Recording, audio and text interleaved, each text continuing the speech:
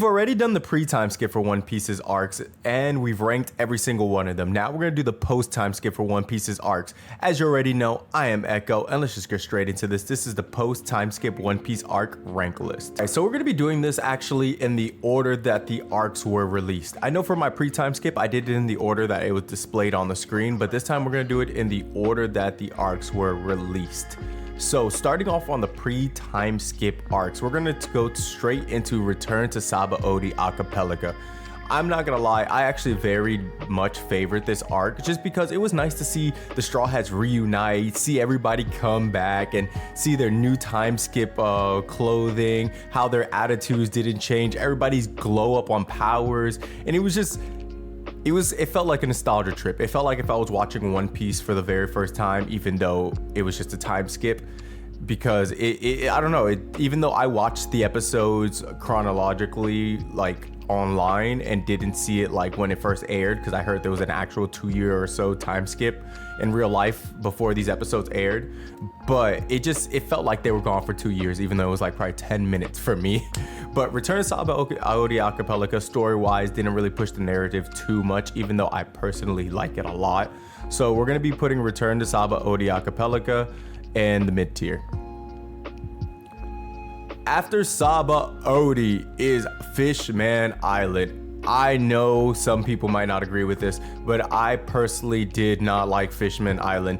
This arc was really long, and I know at the moment of recording this video, it's getting a remake where they're cutting the arc in half, making it shorter. The pacing's a lot better in this arc, apparently. I haven't watched that yet, and I might do a reaction to that, but as of it airing and me watching it, I wasn't a big fan of Fishman Island.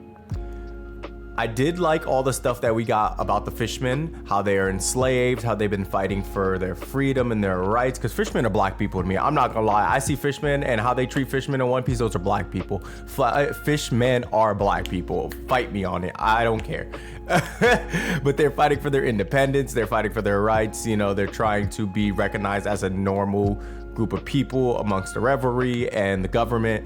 I loved all that. I love the stuff we got about Arlong, his flashbacks and his crew and how he got to where he was, the stuff with Fisher Tiger, the stuff with Jinbei. I loved all of that.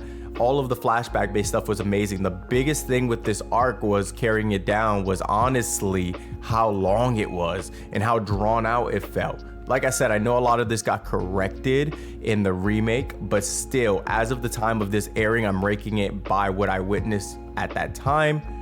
I have to give Fishman Island in the trash tier because I truly did not like it. After Fishman Island, we have Punk Hazard. Punk Hazard, it was okay. It was okay. When it comes down to seeing Trafalgar Law, that was pretty cool, and how he became a warlord of the sea, and how they made him feel like this edgy dude. He brought in 100 hearts, you know, to be eligible to be a warlord. That was cool, you know. I liked seeing Smoker, because Smoker is one of my favorite Navy people, and I want to see him more. Him and Tashigi, I love the both of them, and I would love to see so much more from them in the story. That was great. What's his name? Caesar, however he laughs. Caesar was not really a great villain in my opinion. Yes, he carries a lot of weight moving forward into some of the later arcs and his role in those arcs, but honestly, I really did not care much for Caesar. You know, it was just like, okay, you know, he's capturing children and he's experimenting on them for reasons that are explained later, but I didn't really care too much for it, you know? And Punk Hazard also suffered from the same thing that Fishman Island did, where it just felt drawn out and really long. I feel like we could have got through Punk Hazard in a good 30 episodes realistically, but it is what it is. For me, honestly, Punk Hazard is more on the trash tier as well. After Punk Hazard, this stuff start kicking up, because after Punk Hazard, let me tell you, after Punk Hazard, Dressrosa. Let's say it one more time for the people in the back. Dressrosa aired. And when I say Dressrosa is my favorite post-time skip arc. It is for multiple reasons. Yo, we got my favorite antagonist in this arc, Don Quixote Doflamingo. Man, I love Doflamingo, and I don't care what people have to say about him. We got such amazing flashbacks in this arc with Corazon, with Law, with Doflamingo, with Monsieur Pink. Yo, Sir Pink, or however you pronounce it, I hated this man in the beginning of the arc, but yo, when his flashback came, mad respect, man. I grew to love him. And honestly, I love the scene of Dressrosa, the stuff with the toys and how they used to be people and everybody forgets about them when they become toys. That was an amazing thing as well. I love that. I love that so much. And then just Doflamingo as an antagonist carried so much weight. We see him in Marineford, you know, and he's talking all about pirates are evil, the Navy is just, and pretty much history is written by the victor, certain type of talk. And we saw like how mysterious he was, how Bellamy looked up to him, and how back in, I think it was Jaya, the symbol that was on the wall that everybody kept confusing for Bellamy's symbol was actually Don Quixote Doflamingo's symbol and his crew, and how Bellamy wanted to be a part of it so bad. Even we got stuff for Bellamy in this as well. And I didn't care about Bellamy before this. I didn't care if he lived or died, but by the end of this, I was like, dang, Bellamy, you know? We got the stuff with Fujitora. Yo, Fujitora is a unit. A unit. For a blind man, he is a unit, you know? He's such a good character, and I want to know so much more about him. His speech to Luffy when Luffy got away about, I just want to see, I wish my eyes worked one more time so I could see the type of man you are, was so good. There's just so much. I could sit here forever and gush about Dressrosa, because Dressrosa is my favorite arc, and I could sit here and talk about it for hours. But obviously, you already know where I'm about to pin this in the godly tier, because so much with Dressrosa was great. The one gripe I do have with Dressrosa, and I've realized a lot of the post-time skip arcs do suffer from this, is how long they are. Dressrosa was long. It was long. A lot of it felt drawn out, and that's one of the biggest gripes with it. Oh, one more thing. Sabo was in this arc. The Ace's Devil Fruit comes back in this arc. Look there's more things just popping back into my head about Dressrosa. There's so much. There is so much. Zoro using Haki for the first time, at least for our view. There's just so much I could sit here and talk about for Dressrosa, but I'm gonna stop right there. Dressrosa is an amazing arc. After Dressrosa, I'm pretty sure, yeah, okay. After Dressrosa, we have Zoe. Zoe caught me off guard. First off, I didn't think it was gonna be an island on an elephant full of furries. Because when we ended up on an island that's on an elephant full of furries. When I tell you that caught me so off guard, I was like, what are we doing here? But Chopper in there in love. Chopper found love with a little reindeer type thing. But it was a good, decent transition arc. The parts in this arc that really got me was the Sanji leaving part, and the part with Kinemon, how Kinemon pulled up to the Night King and the Day King, and he was like, I am Sir Kinemon for Wano, and he ripped his shirt off and showed his tattoo. That was hard. There's a lot of good stuff in Oizo as well. I think the idea of them being on an elephant was very creative, and the elephant's constantly moving, and this is why they can't find it. They can't find the island of Zoe, and I think that was a pretty unique way of explaining that, and I think that was pretty cool. Overall, as an arc though, it isn't like the best thing in the world. It was just, there's a lot of cool moments and a lot of cool creative ideas, but Zoe is more of a transitional arc in my opinion, and it is in the mid tier as well. After Zoe though, we got an arc that changed the character for me forever. We have Whole Cake Island. And when I say Whole Cake Island changed a lot for me when it comes to certain characters, it changed a lot. Whole Cake Island gave me such a weird appreciation, one for Luffy, because it shows how much he will go through for this crew, even though he's done it multiple times, but each individual crewmate usually gets their time for Luffy to show how much he loves them pretty much. And Whole Cake Island was Luffy's time for Sanji.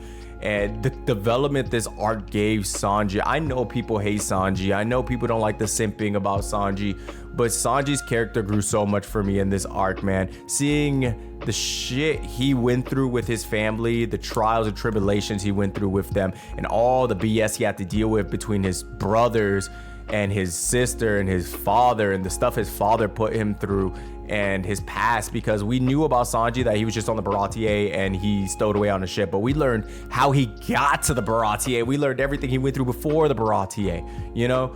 It really impacted the way I looked at him. Even on top of that, he was willing to sacrifice his future to marry Pudding and get killed to save the Baratier, you know, and to save his crew. And yes, they pulled through in the end, but he didn't know they were gonna pull through, and I love that. I love that.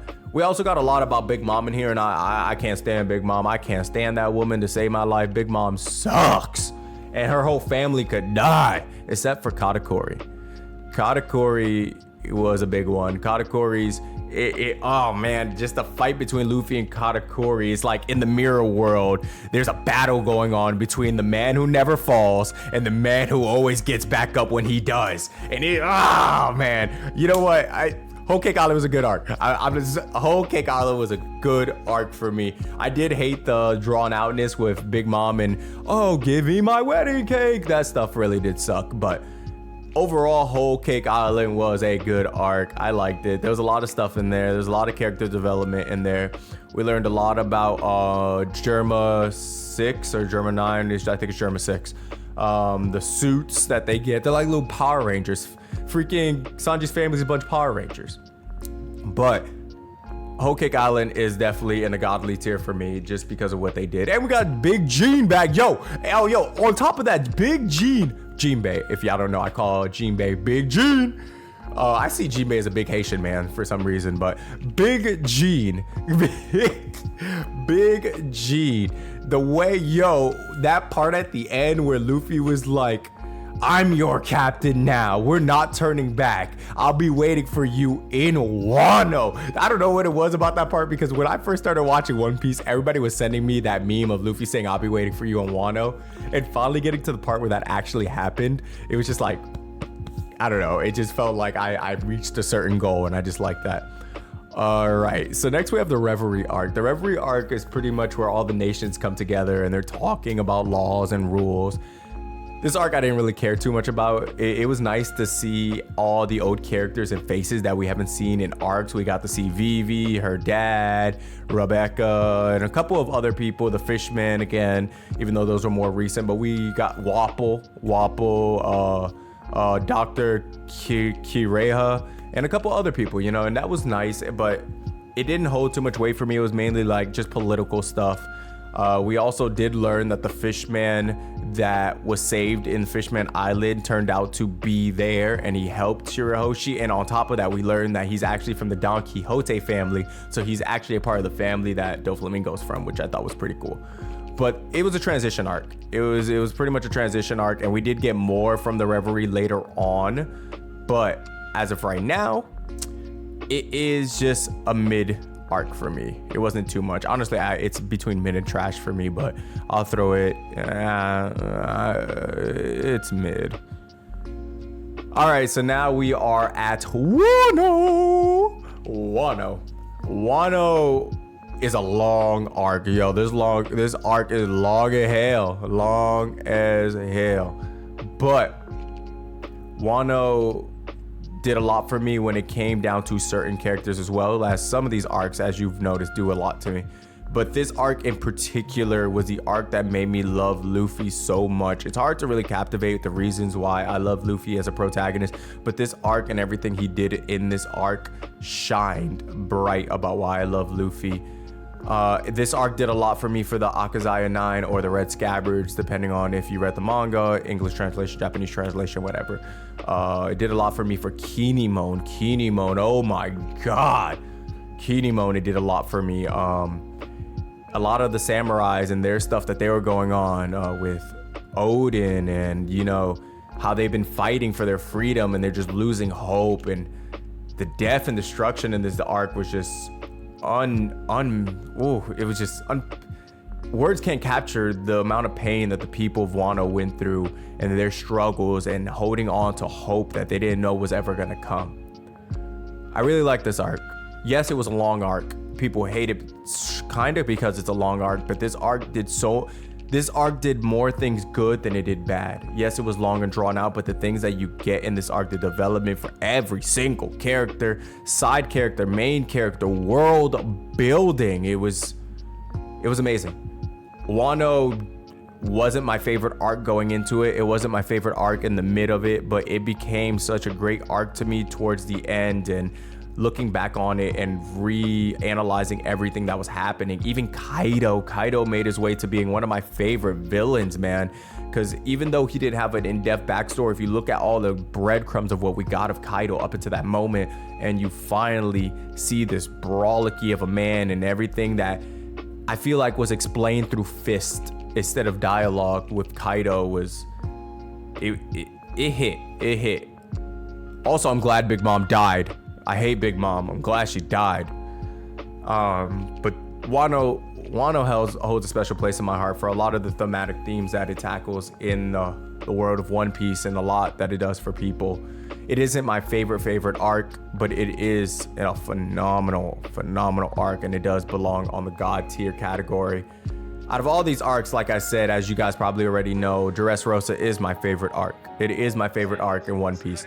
Whole Cake Island, Egghead isn't concluded yet, so I haven't added it to this list. But once Egghead is finished in a couple more arcs, I might revamp this whole video. So far, Egghead is a really good arc as well. But that's gonna be my tier list of the post-time skip arcs. Let me know if you disagree with me, because a lot of people disagreed with my post-time skip, pre-time skip arcs. So if you disagree with this one, let me know. What's your favorite? What's good? What's bad? Let me know in the comments down below. And until the next time I ramble on, or my next anime video, I am Echo, and peace out.